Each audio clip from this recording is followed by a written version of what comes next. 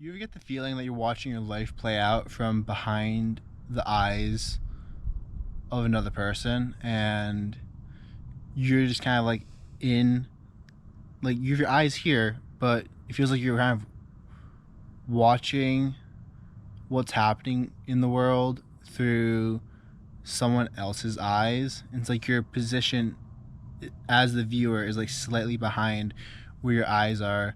And it's this kind of dissociation between what you are and what your physical body is. And my understanding of it so far, which is limited, but I would say that it is you being conscious of your conscience and of your consciousness. So,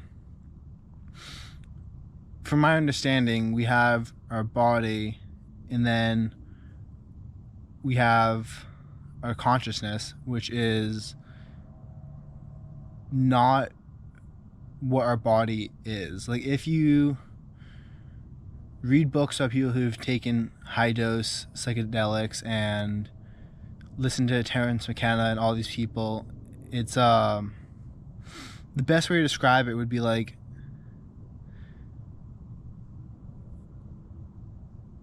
there's the eternal you, which stays on after death, and then there's the physical embodiment of yourself, but you are not your physical body. It's kind of like a vessel that holds you for your time in this reality. And it's gonna sound really weird to a lot of people, but I've just been thinking about that, and I'm like, sometimes it feels like I'm watching my body like perform its daily tasks and go through the motion of doing chores, but it's not like I'm necessarily the person doing it. It's kind of like I'm the person watching out of the eye holes of a person who is going about the task. And what I would think that is, it's like my unconscious self, because according to studies out there, I'm not sure how reliable they are, but it's like 95% of your day you're just unconscious to what's happening around you, what you're doing, and you're just kind of performing your daily tasks. I mean, when you're driving, you're not constantly thinking about every single input, you're just defaulting to driving.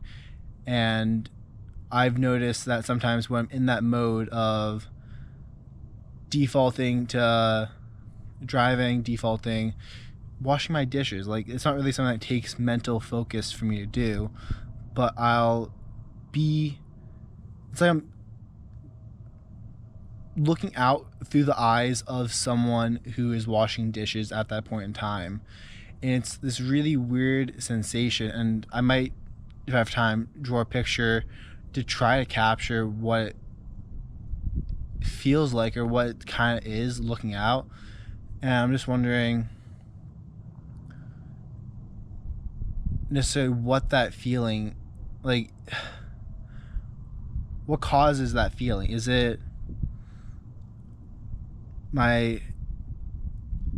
that just me being conscious enough to realize the state that I'm letting my subconscious kind of do its thing and just perform the daily chores? Because it's like these two different modes of being, and with effort I can switch into the mode of consciously being there. And it's kind of like I move up into my body and I'm the one looking around and noticing everything and making the decisions. But for some reason I seem to have trouble staying there, and I kind of default into allowing my body to go about the chores that I have set out for myself that day. And it's kind of weird because it's like realizing that you're not necessarily always in control of what you're doing, and you have to exert a certain degree of willpower to be conscious enough of what you're doing in order to be in the moment. And then you're also realizing how easy it is to, I want to say, like, default, like, just go to fault, allowing your behaviors and your muscle memory to default and do what they do. But it's kind of different than that, because I don't ever, even when I'm wrestling, I don't get the feeling of defaulting and allowing, like, of the disassociation of looking through my eyes as I'm wrestling. I'm just not really aware of what's happening, but I'm completely in the moment without that many thoughts going through my head. And what I would consider to be a flow state, but this is another state where I'm still defaulting and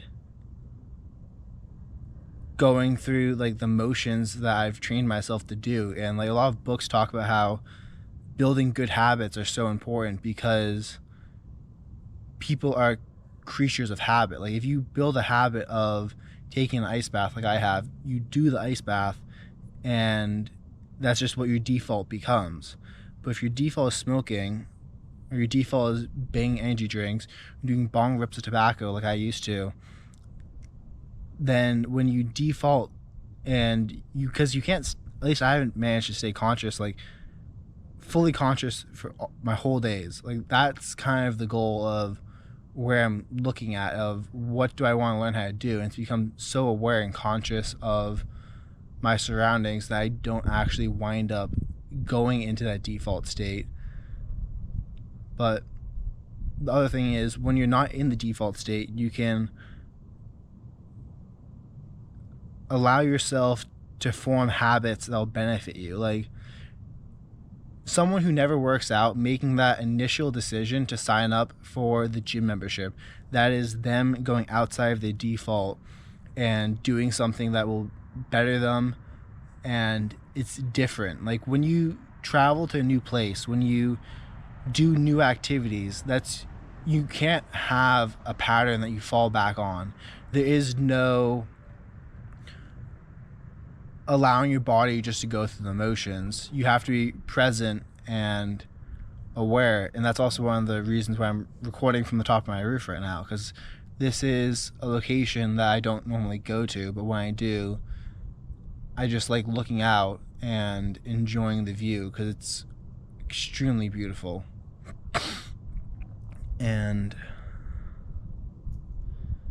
yeah, I mean, stay tuned. I'm gonna be looking more into how to be more conscious throughout my days, and how to be more aware of my body, so that you can reach higher pinnacles of health, and not necessarily just go based off of, I want this carb to fat to protein ratio, or this is a good food versus this is a bad food. But I want to be able to notice the flow of, like, energy within my body, and the feelings that it has, and kind of like what Eastern medicine talks about, like, for lack of a better word, chi. And notice how the foods I eat and how everything interacts with that. So if that interests you at all, subscribe, give the video a like. But yeah,